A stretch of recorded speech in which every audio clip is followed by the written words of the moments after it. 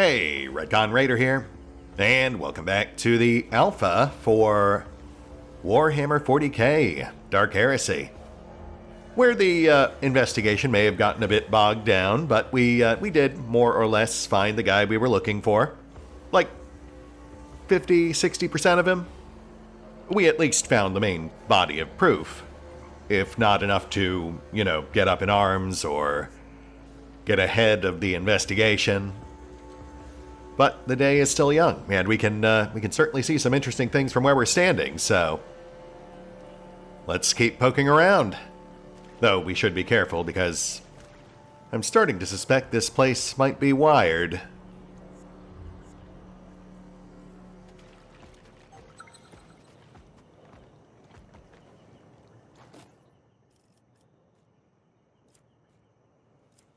Assorted consumables, nice, but certainly not what we're looking for. And an exit, unmarked. Huh. Wonder where that goes. We'll hold off on using it just yet, but that could be something as innocuous as a shortcut back to town, or something else entirely. Also, yeah, we do still have this, of course, the tech tree at the center of it all. Apparently hooked up to two separate generators, both clearly marked by red wires. I am still avoiding that for the time being, since it seems to be a whole thing in and of itself. But we will circle back to that, since obviously it does feel pretty central to this particular scene.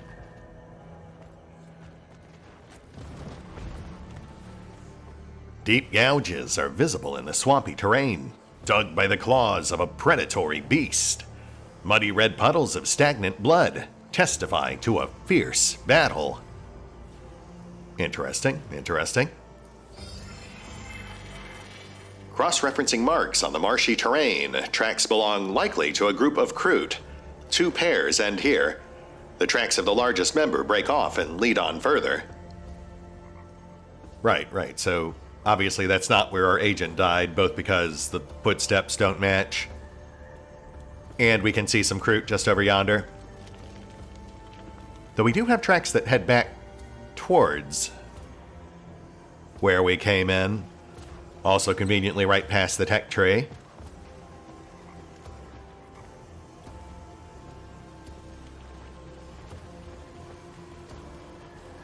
And past this pillar we can knock down, though I'm still unclear as to why we would want to do that. Analyzing data, calculating a subsequent trajectory of the unknown subject's movement. Oh yeah, look at that. Right below the cliff where we saw the psychic vision.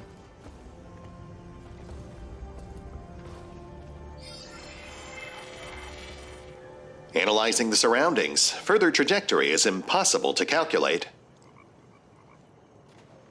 You know what? That's fine. I think we've got a pretty good picture, because that leads right towards the steps that would go up to that cliff. Which would certainly seem to imply that for some reason we had two Kroot who fought each other, and then one which split off and came over here to attack and apparently kill our agent, and then circled back to dispose of his body. Which does make sense, because he had a chronic condition. Generally speaking, Kroot would eat their kills, but not if it's something that is biologically compromised. More Kroot on Kroot violence. Okay. I mean, Kroot are known to eat each other, so that's not necessarily unheard of.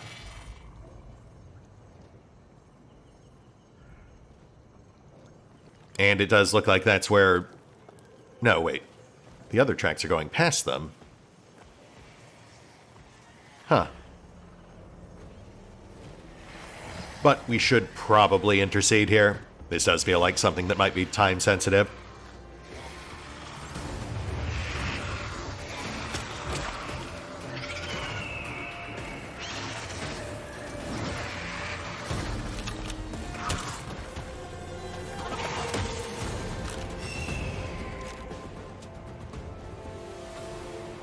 Oh, well, I mean... The tall, pale-skinned Xenos slowly lowers its weapon, tilts its head to the side, and studies you intently.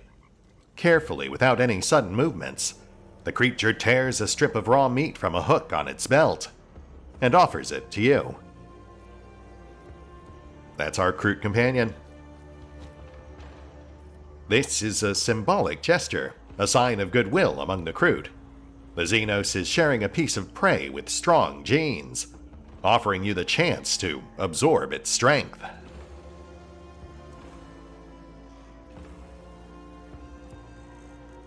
Thanks. Nice to meet you too.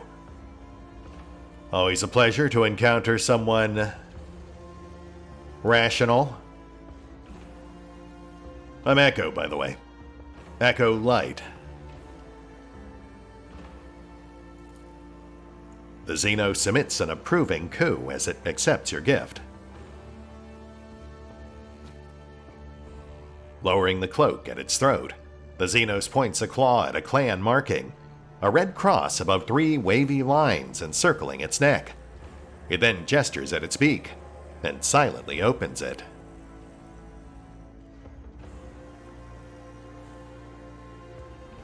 You're saying you can't speak? You're mute? The Xenos nods with visible relief at being understood. Then it gestures toward the surrounding swamp, waves a hand toward a lone tent on a nearby rock, and points to itself again. It seems this Kroot is surviving in the marshlands without the support of its kin for some reason. Oh, interesting. Possibly because it's also genetically compromised? Your kin were trying to kill you. Why? The Xenos clenches its hands into fists. The creature lets out a guttural hiss, then presses a palm to its stomach and curls its clawed fingers. After that, it tilts its head to the side and looks at you expectantly. Stomach cramps? Not a lot of other ways to interpret that gesture. So something they ate. Do you know where they came from? Maybe we can find out what it was. We might actually be investigating the same thing. The creature's quills flatten against its head. Then it slowly turns and directs its gaze toward the unexplored part of the marshes. Its clawed fingers clench, and the creature shifts impatiently. It seems eager to uncover the truth itself. As the Xenos turns away, you notice a las pistol tucked into its leather belt. The weapon looks out of place among the rest of the creature's gear. Is that so? Well, we know that our man, Rufinus Skag, was carrying an energy pistol at the time of his death. He fired it at his attacker. It would be very awkward if it turns out that our Kroot Recruit is also the person who killed our missing agent. That pistol on your belt. Where'd you find that? The Xenos clicks its beak, suddenly, sharply, and loudly. One clawed hand partially shields the pistol from your view, as if protecting something of great value. The other hand first gestures at your feet, then at the surrounding swamp. Oh, you just found it in the swamp. I suppose that's fine, but I'd love to know exactly where. Honestly, it sounds like you know this place pretty well. I could certainly use the assistance of someone who's familiar with the terrain. Assuming you don't mind working together? The Xenos hesitates. Finally, the creature slings its weapon over its back and straightens up, making it clear that it is ready to move.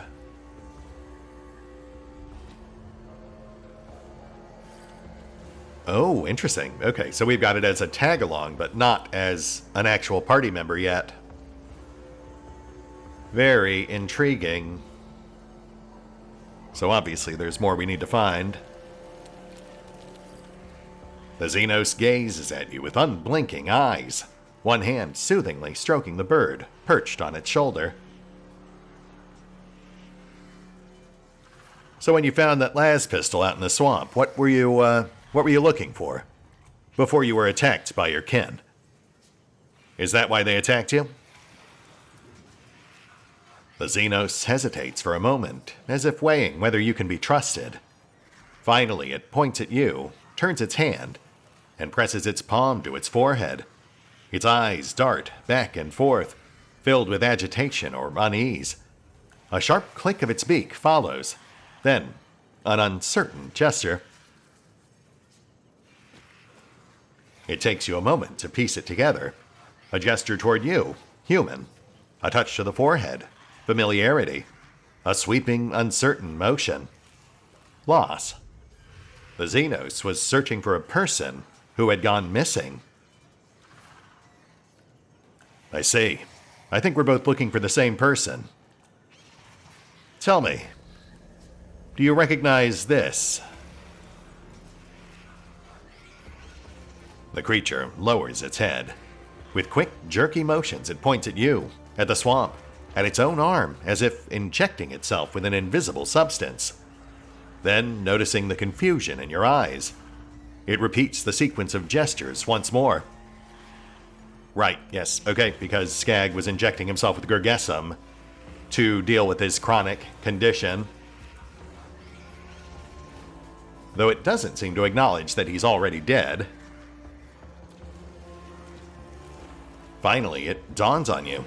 The broken injector belonged to a human from the marshes, with whom the outcast Xenos had been associated. It seems the device was used for its intended purpose after some sort of skirmish. Oh, that. Its intended purpose being to inject a chemical, not necessarily knowing what the chemical inside actually was. Yeah, okay. Got it. Thanks.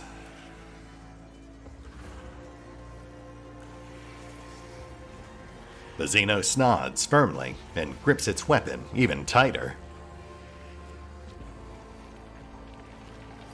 So it did see Skag use it, but it doesn't necessarily know what's in it. Though it does also tell us that Skag was apparently attacked while they were still together. Which could also explain why this one's an outcast from the rest of its kind if it's working together with someone that the rest of the Kroot seem to want dead. Let's see where these other tracks take us. Also, this over here.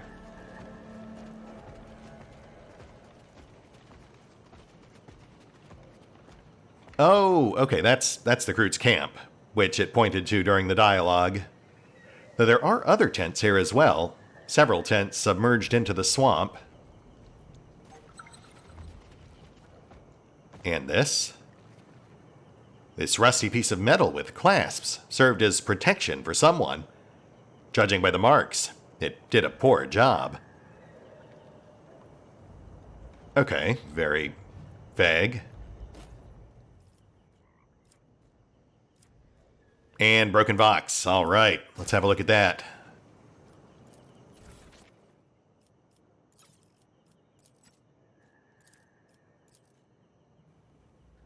Through the crackle and hissing from the broken box, a male voice breaks through. Can anyone hear me? It's me, Bonebreaker. How do you say it, hail? This device, bloody. I woke up here alone.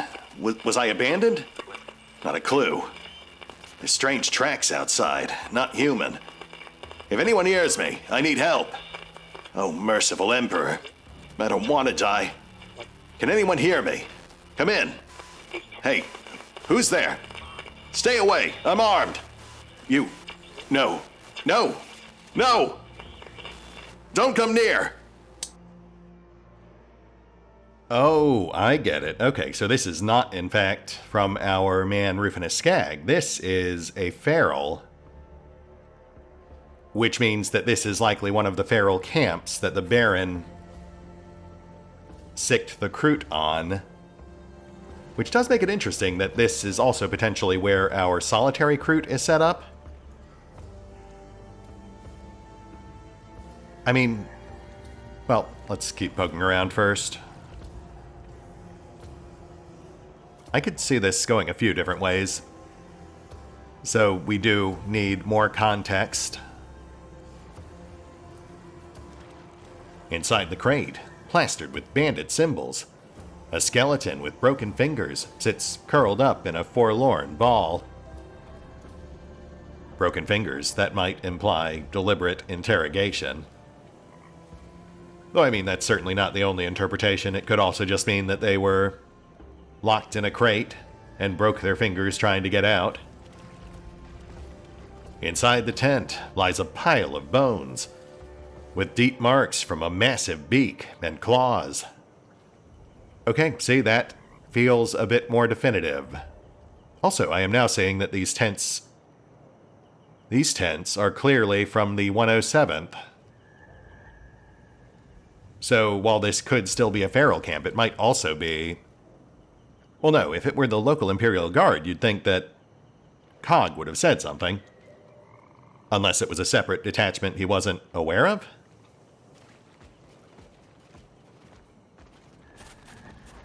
Let's see what else we've got up here. Feathers, gnawed bones, and a few shiny bolts. The humble possessions of a large bird.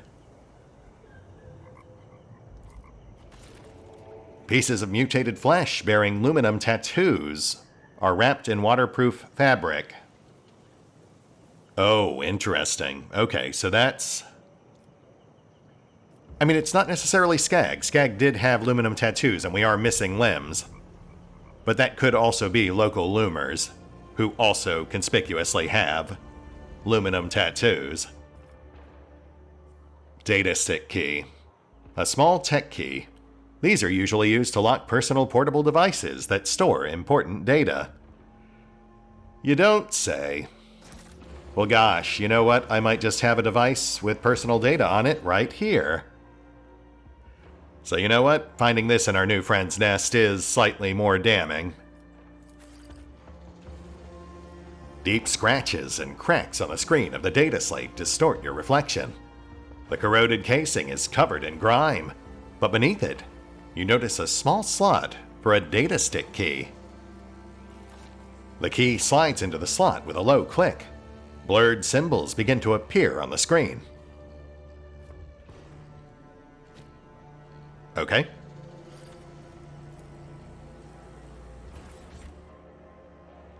Which gives us a shattered data slate with notes. But also an inactive data slate, which feels like a bit of an oversight, but sure, why not? Let's have a peek. I made contact with one of the leaders of the mutants, Shaper Tik. He speaks Gothic fluently, which means the clan has spent a lot of time with humans. Good. There's a chance for cooperation. OT spoke about the clan. The second leader, Kroak, put a knife to my throat when I first arrived. Aggressive leader equals strong mercenaries? Damn Seaquake. Lost contact with them. Millicentilia. OT says the clan can't survive on fish alone. Something about bad strands, i.e. genes. Strong opponents are needed for sustenance. OT fears an evolutionary dead end. The bands of ferals are not enough to feed the clan. I have an idea. After the incident with the workers, B's men are eyeing the resources left at the excavation site. I can't handle this alone. I'll send OT's hunters. Let the Kroot and the bandits entertain each other. Risky, but necessary to buy time until contact with them is restored. I'll also get to see the updated Kroot in action. Important. Position myself for observation. Which would explain the clash between the Kroot and the Baron's men at Millicentilia's campsite. Conflict escalation. Dead on both sides. I observed the ritual of enemy consumption, a bloody, horrifying spectacle, after which the clan's hunters became uncontrollable. Precedent, they're attacking kin. Why? Did I make a mistake somewhere? Uncontrollable Xenos will not make good mercenaries. I need to restore contact with them. I'll take supplies from the roost and halt observation until further instructions. Okay, I think we're starting to get an idea of what happened here. They devoured the bandits and then went berserk right afterwards. And I'm gonna guess that's because the Baron's men are hopped up on Gergesum, which itself is a very suspicious, potentially eldritch substance. That would more or less match the idea that they ate something bad, as our new friend here implied. And we know from the notes here that Skag borrowed the hunters from Shaper OT, who may not have taken kindly to introducing something so dangerous into their genetic clutch, or whatever you'd call it. The crazed returning hunters might have been what led to those signs of bloody conflict between Kroot we saw right near where we rescued our new friend, with the tracks leading away from it being the one survivor, possibly OT, who went to confront Skag. Which could also explain why Skag himself wasn't eaten either. Normally a Kroot would eat its fallen enemy. I had assumed that it hadn't eaten him because he had a genetic condition, but he was also injecting himself with Gergesum. The agent sent the Kroot to the excavation site to rid himself of the Baron's gang. Right? Yep, that tracks. Solitary Kroot. A mute Kroot surviving alone in the swamp. Appears emaciated. Hypothesis: the nameless xenobeast dwelling in the swamps of Merisportum took the life of the agent of the Golden Throne. A las pistol stands out among the Kroot's equipment. The Xenos claims to have found it in the swamp. But the solitary Kroot keeps remnants of human flesh within its camp, which do have aluminum tattoos, something not mentioned here, which would seem to imply that the solitary Kroot has been eating Gergesum-tainted meat. Maybe that's why it's an outcast?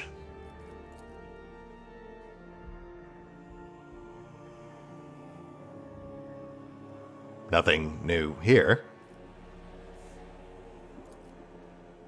Oh, right, because it's a conclusion. The agent became the desired prey of the starving outcast Kroot, forced to survive alone in the swamp. No, I don't think that's it.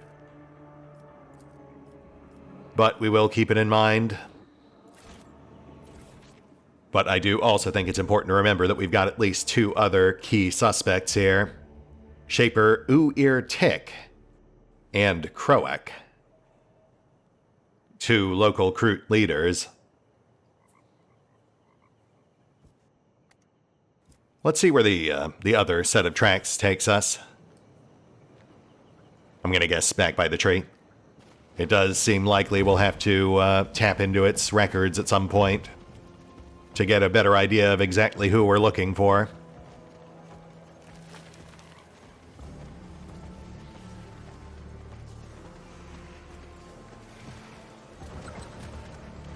The Kroot looks around restlessly, moving its beak as if sensing something.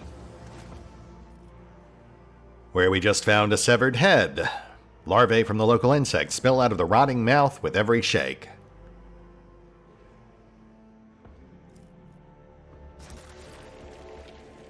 The pale-skinned Xenos lets out a mournful croak upon seeing the grim find in your hands. The creature reaches toward the severed head, seemingly intent on taking it.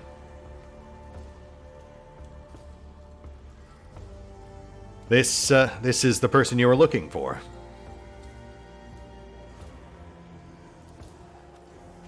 The Kroot gives a sharp nod. Its beak gapes wide as if screaming, yet no sound emerges from its throat.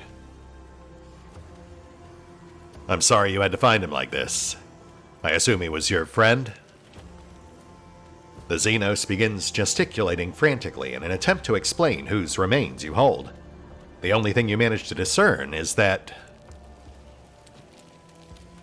the deceased was known to the Xenos. He knew the location of the outcast camp and would occasionally bring offerings of food.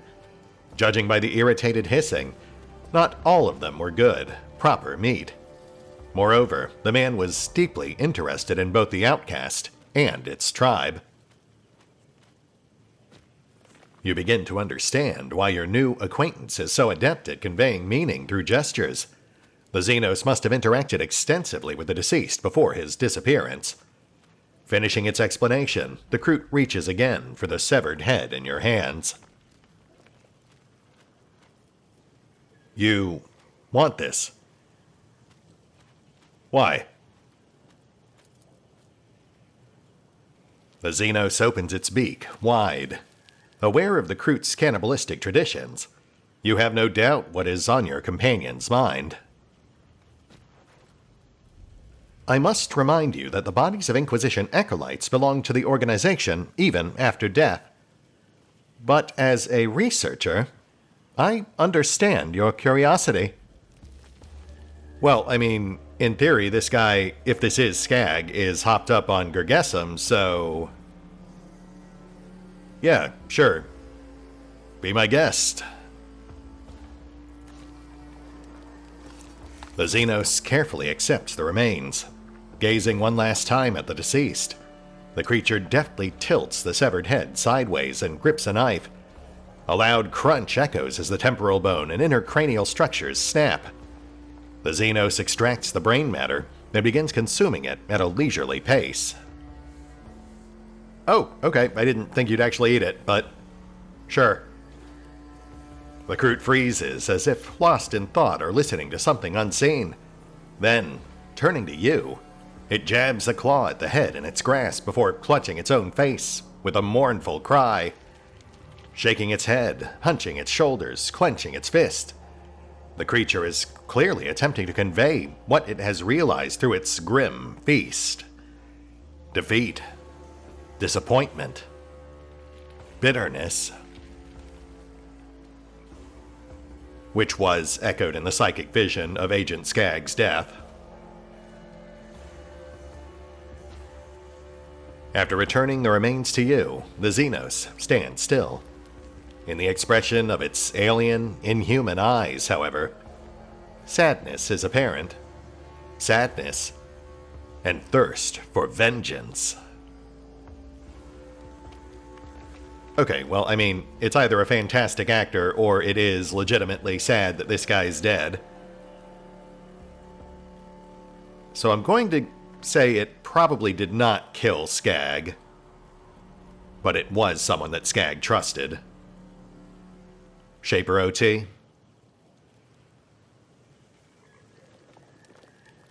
Don't worry. We'll find out who did this. I promise. The Xenos raises a surprised look at you. Then, after a couple of seconds, it bows its head in silent thanks. After a moment's thought, the Kroot reaches for its belt and carefully offers you the las pistol you noticed earlier. Its head dips several times, as though the Xenos is attempting to express gratitude for your help. Decent las pistol acquired. A good quality las pistol kept by the solitary Kroot. The handle is engraved with the initials RS. Good spycraft there, bud. Always a good idea to label your secret spy gear with your own initials. Decent weapon. Sadly, not much use to us since we don't really use las pistols. Though, obviously, it still serves a valuable purpose. Let's get a gander at our clue board. Trail ends here. Other trail goes back there. Implies the body was dismembered and disposed of in multiple spots. No sign of his arms, like his arms are missing too, right? Though we do have the aluminum tattooed flesh in the solitary Kroot's camp, which could still be Skag. But that doesn't make sense. Like, why would it also be sad and surprised at his death if it had parts of him lying around its camp? Since that was obviously its camp. I mean, there was a big bird roost and everything. Severed head. The face, disfigured by an old burn, is frozen in a permanent grimace of despair and agony. By devouring the human's brain, the outcast Kroot absorbed the final emotions of the deceased. A sense of defeat and frustration. The discovered head belongs to Millicentilia's agent. Okay, so that's pretty definitive. The nature of the wounds indicates the head was severed from the body found in the mire. Okay, also definitive. So he was killed, dismembered, and then disposed of in multiple locations. Las pistol. Engraved with RS. We never did find out where the Kroot found it.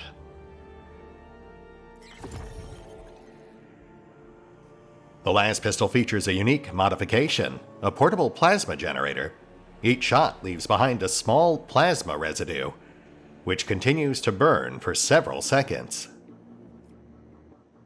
Which would match the weapon marking we found at the murder site, the melted stone. The las pistol fits perfectly into the holster found on the body in the mire. Right, I mean obviously it's Rufinus Skag's pistol, which he would have dropped when he was killed. So yeah, the solitary Kroot could have easily found it without finding the rest of the body. The attacker bears a fresh burn from a laser shot. Oh, right, yes, the vision. Okay, I guess the vision did confirm that the attacker was hit with the shot. I had assumed it had missed since we found the marking where the shot impacted the stone, but that would actually be a very valuable clue for narrowing down our suspect. We'll have to inspect each Kroot we encounter for potential laser burns. Which I suppose actually does mean we should start with our new friend here.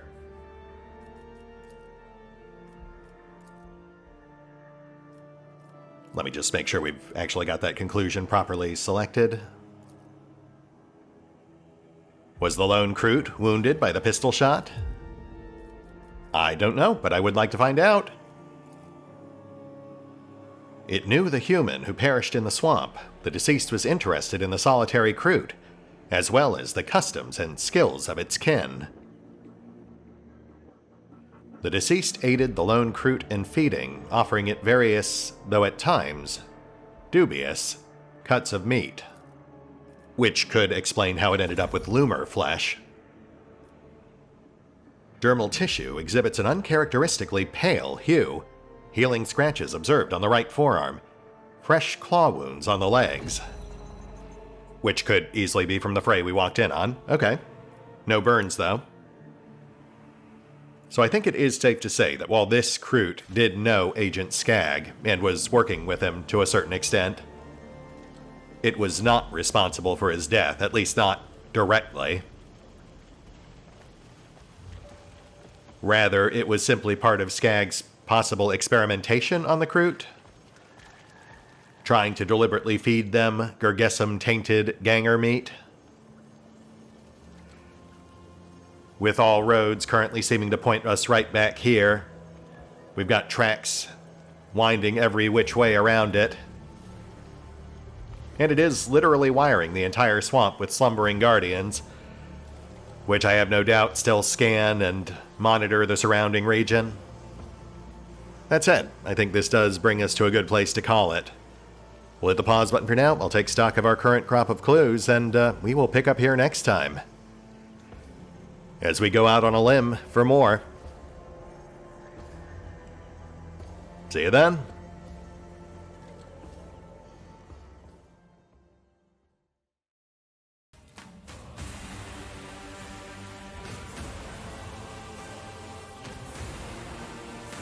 Oh, and special thanks to the Raiders, the fine folks who help make these videos possible, including but not limited to RobbyB23, Revenant, Alois, Bowman, Drakiith, EgonAlter, Exsellsior, Gottlieb, James Trimmier, Lady Shayna, Mark Giemza, RandomPassrby, RobbyB, Triphoppenskip, and Valinrook.